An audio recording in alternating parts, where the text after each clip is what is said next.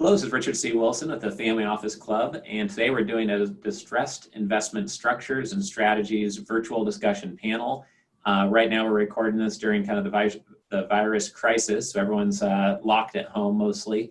And so we want to simulate some of the advice and strategies we'd be sharing at our conferences, but do it via a Zoom call like this. So throughout this call, the goal is really to share all different perspectives on how to structure and identify opportunities right now.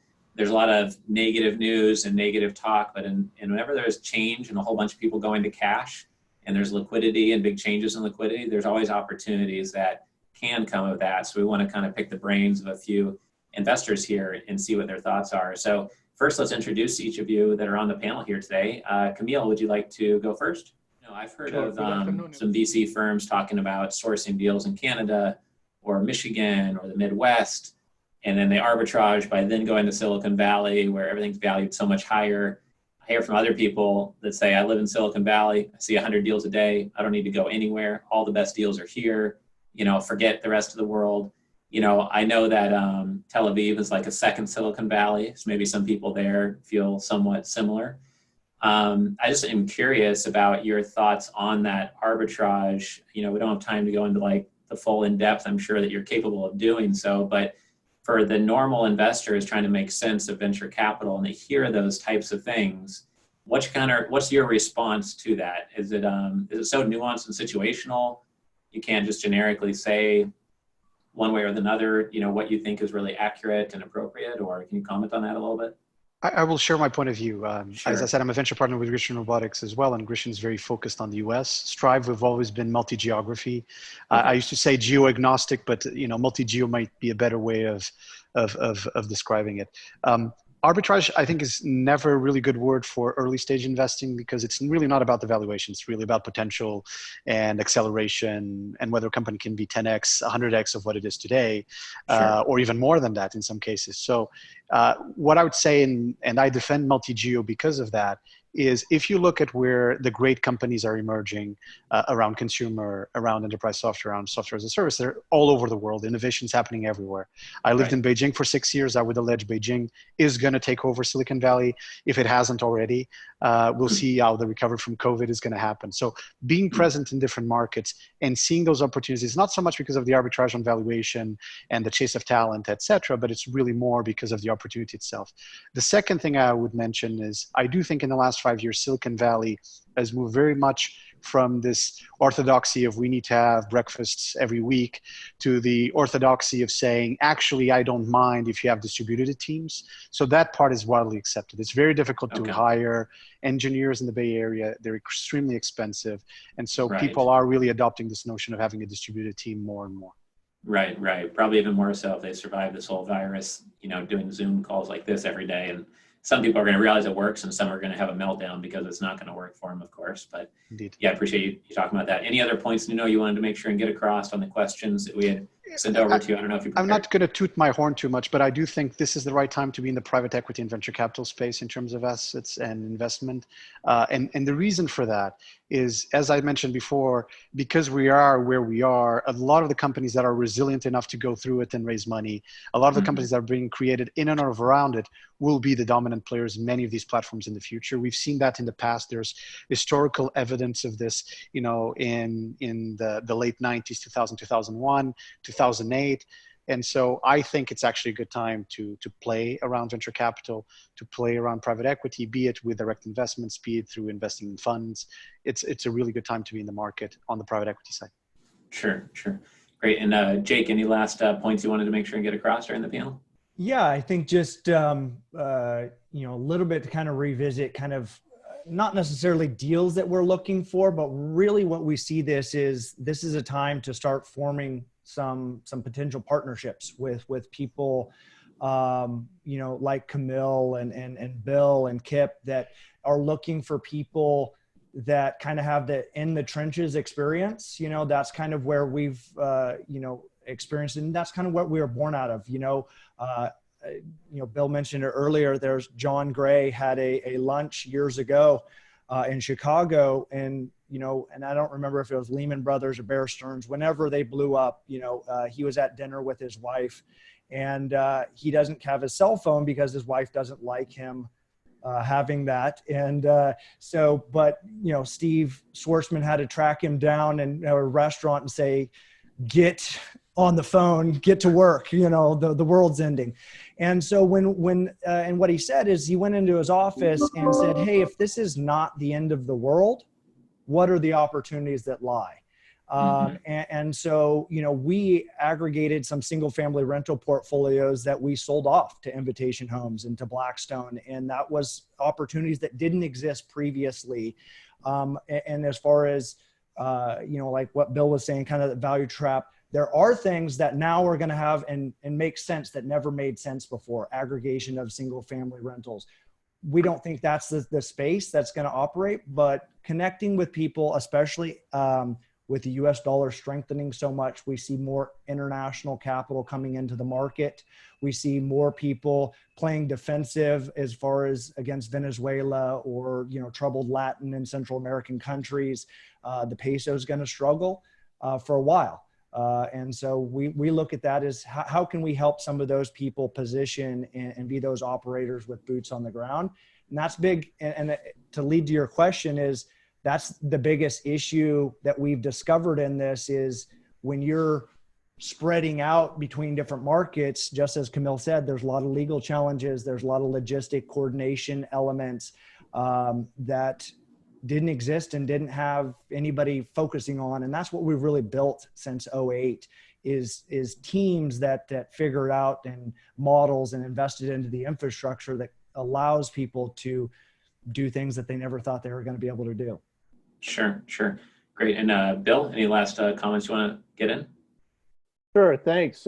Gosh, everything's on sale. There's so many opportunities out there, but let me run through just a list I had off the top of my head that might be interesting to the audience. Alternatives held up really well this time around as compared to the 2008 financial crisis. And there are a number of them. I think we have a 55% market share of the alternative space. I can name 15 different funds pre this dislocation that were returning over on a 5-year average 12 to 15% annually, and that number has now gone up. I think the tactical opportunity funds, not only on our platform but others, are really exciting right now. I think lending to business, we have several funds that do that. Since we cannot proprietary trade with post Dodd-Frank, the lending to business funds are really exciting.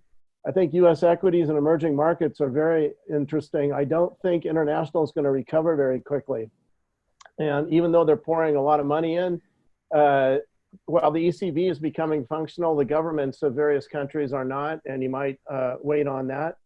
Real estate, prior to the dislocation, the cap rates were still really low, meaning the prices were high and the quality of the inventory was not as good as you would like to see. I think it's to be determined whether the interim stopgap of the government is going to bridge enough of this commercial real estate, or whether, like Carl Icahn says, he's shorting commercial mortgages and such, whether a dislocation occurs.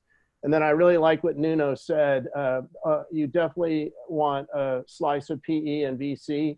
I know, Richard, that's your wheelhouse. Definitely, here's your time to go cherry picking. When I spoke or met with you almost 3 years ago and 2 years ago, at that time, the question of most family offices was, what are you doing? And they said, absolutely nothing for the next 18 months. We've gone to cash. Well, now is the time to put that cash to work. Right. Great. Thank you, Bill. And Kip, any last comments you want to make? Yeah, I'll go back to the old adage: to make money, don't lose money, and rely on the professionals. Right. Yeah, for sure. And I think to reemphasize an angle on that, if you haven't lost too much money or you were sitting on cash like Bill was talking about, it's a good time to be spending money. I know one of my clients just filled his warehouse with raw materials and negotiated 50% off, while doing so. Unfortunately, our office space lease is ending soon. Otherwise, I was going to go to my landlord and say, hey, can I prepay 7 months and get a month off? I mean, I'm going to be paying it anyways. So if they need the cash now, they might appreciate the offer if it's not so aggressive that it doesn't insult them. So it depends on what business you're in. But in some cases, it could be an opportunity to use that liquidity not only for investment, but shoring up operating businesses or hiring talent. and getting talent that's not being treated well by other companies, and then being able to acquire them at a time like this, perhaps. Camille, what about yourself? Any last comments? I like to share a perspective on a macroeconomics. Looking at the United States, when I'm always asked, why do you have so much faith in the United States? I say, because if it's macroeconomic policy. And today, if we look at from a macroeconomic perspective for the United States, and for those who want to compare what we're going through today compared to 2008, I want to tell them we are completely different. In 2008, the entire economy receded and then slowly rebounded. Some sectors before others, some regions before others, but the entire economy had the same uplift. Today, take a step back and count how many industries are being wiped out. Look at the cruise companies, look at the restaurants, look at the universities, look at student housing, look at the theater, look at the service providers that provide services for those cruise ships and for those airlines and for those that are involved into large crowd of people that get together. If it is a conference or a club, or it is the subway in New York or the buses, we are going through what Ronald Reagan said in the 80s, a new world order. Make an assessment of what is the outcome of printing $2 trillion and how and what type of stagflation this might create in the USA. And the people who are not working, how can they afford a higher price for food, for diapers, and for rent, and even for companies that have that co-working or co-living. Mm-hmm. All that is going to be a concern because of the new culture of isolation. People don't want to go back to the city. I think now people that can afford to buy single-family homes around New York are going to be looking into this. I'm not saying every one of them, those that can afford, but there will be a new mentality and a new mindset in America coming after this COVID-19. Right. Yeah, no, thanks for bringing that up. I mean, I do think that this is not going to be the last time we're on lockdown. I think it's going to happen again now that these gates have opened, and people will be criticized if they don't lock down even faster the next time around. So I think we all hope that's not the case, but I think it would be beneficial to at least think about that scenario and how to plan for the next time or two or three that this might happen. So that's great. Yeah, thanks for everyone's time here today. I think with any one of you, we could easily talk for an hour about your area of expertise. So thanks for the patience having 5 of us on here. I know there's all more that each of you could be adding to the conversation. And we are doing the one-on-one investor mandate interviews that are just 7 to 10 minutes long, but gives you another chance to kind of explain your perspective and what you're looking to invest in, and your piece of advice for investors listening. So thanks for your time again. And once the live events start up, hopefully in late May or June, then hope to have each of you on stage one of those events. So thanks for the contribution here today. Thank you. Thank you, everyone. Thanks, Richard.